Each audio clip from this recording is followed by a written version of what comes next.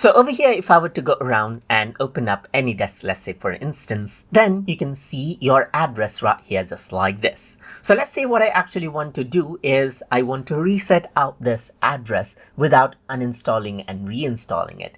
In that case, there is a way.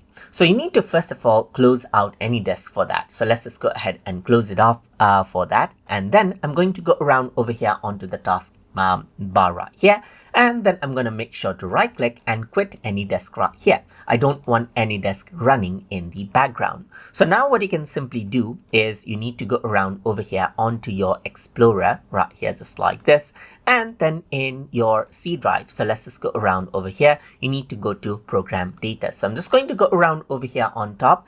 The folder is hidden by default. So I'm just going to go around over here and type in program data right here just like this. Once you do that, you get onto this folder, and inside you can see AnyDesk, and here you see two files. So there's system.conf and services.conf, as you can see. Simply go ahead and then delete them out right here.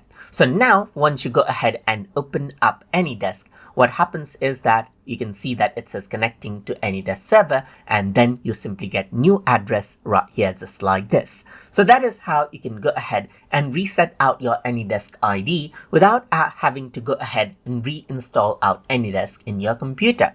So I hope you guys learned something as always. And as always, please like, comment, share, and subscribe.